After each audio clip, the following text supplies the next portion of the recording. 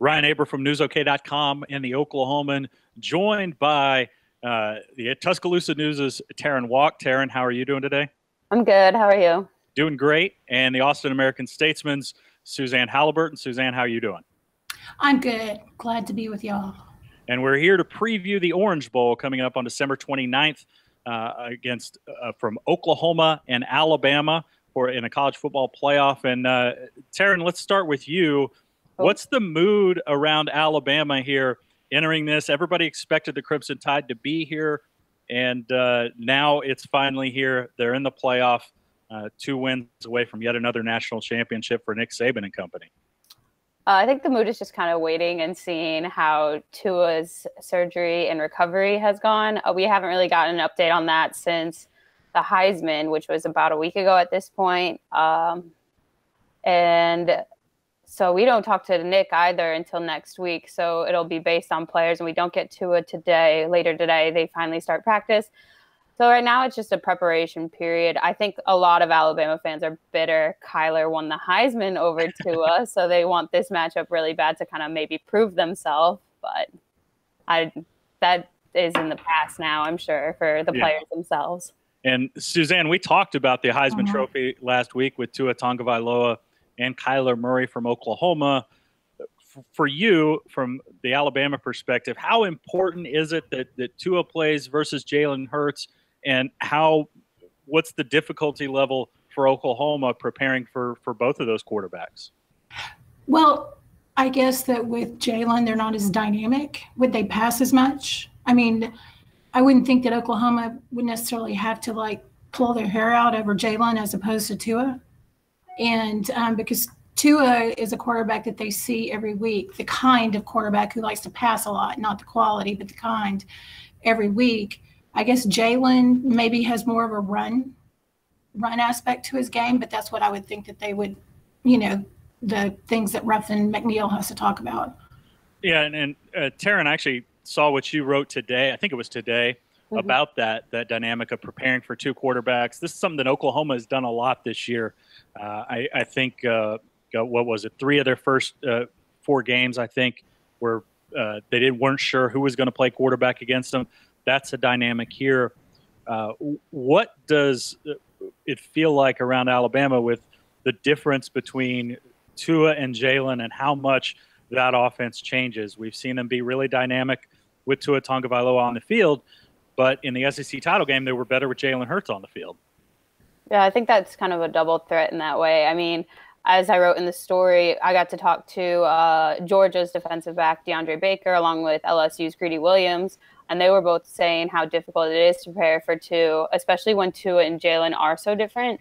Tua, as we've seen all season, is a big thrower, and he can make those miraculous throws on the run, scrambling, whether his knee hurts or not. But Jalen is also more aggressive in the fact that he can take it, run as far as he wants, kind of like a running back almost, and pick up plays on his own. So they're different in that dynamic, and I don't think anyone's really concerned about when Jalen goes in or if Tua is going to be in, because especially after the SEC championship, I think Jalen proved himself, and a lot of people actually love Jalen.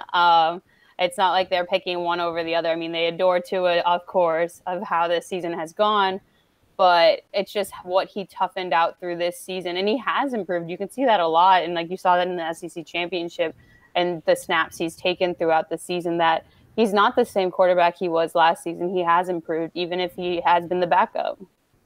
Yeah, and from the Oklahoma perspective, like I mentioned, they're used to this. Suzanne touched on this, that the styles are a little bit different, and Tua is a little bit more what they're used to facing. Alabama's offense with Tua is a little bit more what Oklahoma is used to facing. On the other side, though, it's interesting that Oklahoma's offense isn't what Alabama is used to seeing, and this is going to be a different kind of matchup for the Crimson Tide. What are they saying about facing Kyler Murray, and maybe outside of Kyler Murray, what's most concerning about Oklahoma's offense from the Alabama perspective? I don't know that they're that concerned. Start off with you, Terrin. Sorry. Oh, I don't know that they're that concerned just because the defense has improved throughout the season. They were the sore spot at the beginning where it was like, are they going to be able to play to the caliber they have in the past, and they proved they have. I mean, against Missouri, that was a huge throwing quarterback, and they shut him down, Drew Lock. And now I think they've also had 4 weeks that I think kind of everything of what happened in the past goes out the window, because you got all this time to prepare that you can dissect it, and it's not a quick turnaround. I think that changes everything. There's the extra time. Can I interject something? Yeah, go ahead, Suzanne. I've covered both SEC and Big 12 games this year. Alabama has not seen an offense like Oklahoma. There's nobody in the SEC that is fast or as dynamic as what Oklahoma is going to throw at them. And they've got some teams in the SEC East that can throw, but this is just a whole nother dimension that Oklahoma has. And I'm wondering if Alabama's best offense would be their running attack that would keep somebody like Kyler Murray and OU's stable of wide receivers and running backs off the field. That's what I think we should wonder about. Yeah, I think that's something interesting to think about. And does Alabama want to slow things down a little bit to grind it out against an Oklahoma defense that has struggled all year, really, except for that last game against Texas when they finally showed some level of competency there. But outside of that, they've been awful. Alabama should be able to move it. The question is, would they rather just grind it out on the ground and play a little bit slower game than just try to score real quick, get Oklahoma's offense back in there? And we know what generally happens when Oklahoma's offense is on the field. So that'll be something interesting to follow. Terrin, what do you think about that possibility? I could see that. I mean, Alabama's defensive line is a very aggressive front. So the key for them will be getting to Kyler, I think. You have Quinnen Williams, who's a beast. He alone will be a force to be reckoned with. But then Isaiah Buggs is out there. That I think slowing it down will be to their benefit. But the secondary has advanced. So I think it comes so much back to the fact that there is so much time. Like, yeah, they might not have seen an offense like this all season, but they have 4 weeks of studying and getting ready. Like, they might not have practiced yet as of Friday morning, but they've had 2 weeks already to study film, and they're smart. Like, they can break things down like it's incredible. Oh, I no doubt that they're smart. There's no doubt in my mind. But you can be really smart and not anticipate how fast. I mean, yeah, and that to me, Suzanne, what you mentioned is why for Oklahoma to hang in this game and make it close and have a chance at the end, they need a hot start, because it is imperative when you face a team as good as Alabama to really take advantage early, because like you mentioned, Suzanne, Alabama hasn't faced an offense like this. And as much as you prepare, this is a different beast when you get out there on the field against it. If Oklahoma is able to score a couple quick touchdowns early and find a way to get a stop or two early, then all of a sudden their chances in this game go through the roof, because Alabama, and we've seen this, we saw this last year with Georgia. Georgia settled in the second half and was able to be relatively effective against that offense after having some time to digest things. But early on, it was too much for them to handle.